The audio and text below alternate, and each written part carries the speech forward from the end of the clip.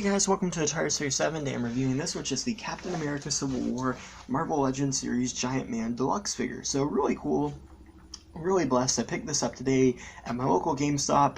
I believe this was supposed to be an Amazon exclusive, but GameStop started getting them, so go check them out. But very cool. So Giantman was a Build-A-Figure for the Captain America Civil War movie wave from 2 years ago, or 2016. I think that was 2 years ago. Yeah, probably about 3 years ago, actually. Bad. But yeah. And I always kind of wanted to pick them up, but I didn't really collect Build-A-Figures at the time, or Marvel Legends. Plus, Black Panther was really hard to get in my area, so I didn't want to, buy him, get most of the parts, and never be able to complete him.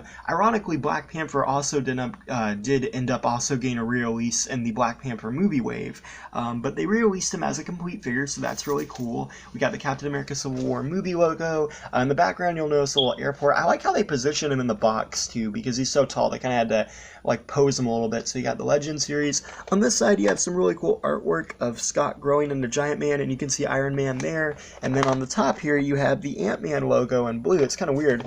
I thought they would have done the Captain America shield, but still kind of neat. And then here you have this artwork and a bio. So yeah, let's open this up. Giantman, and I actually have to move my camera up because he's so tall. I literally cannot get him in the shot.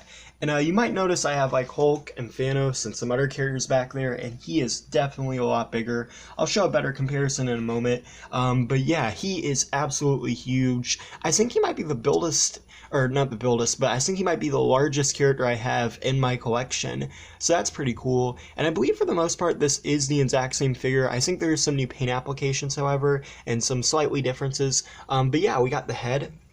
And it's got the translucent red eyes. I've always loved this. I wish they would have done this on the smaller figures, but they haven't. They did it for the Wasp, but they've never done it for Ant-Man, so I kind of wish they would do that, but I really like that they have that, because it's accurate to the movie and it looks good. It's got some blue and some black there, and he's got the blue around the edges of the suit, and he's also got some blue on the sides there, and then on where kind of the belt pieces are. Indicate he's in the giant mode. He also has some red texturing on his middle there, which is cool, and he's got some gray lines that go across the black. They look really nice there, and some silver, and yeah, it looks pretty good. He's got a fisted hand, an open hand, and then you can see the back here, which, turn him around, he's got that little silver neck piece, and the lines that go through. I really like the texture on him too, and very cool looking, very neat. And you can see his legs, and yeah, pretty good actually.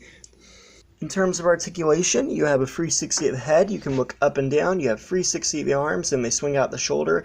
I would recommend being careful, because it does seem a little loose there. You have a 360 there, double jointed arm, or double jointed elbows, 360 at the wrist, and they're on hinges.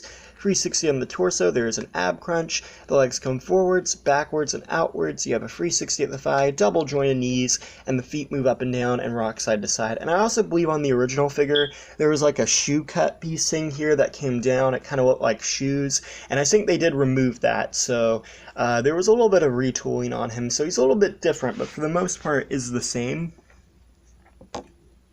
And here's a comparison with Captain America from the first 10 years. As you can see, he kind of towers over him, so very cool there.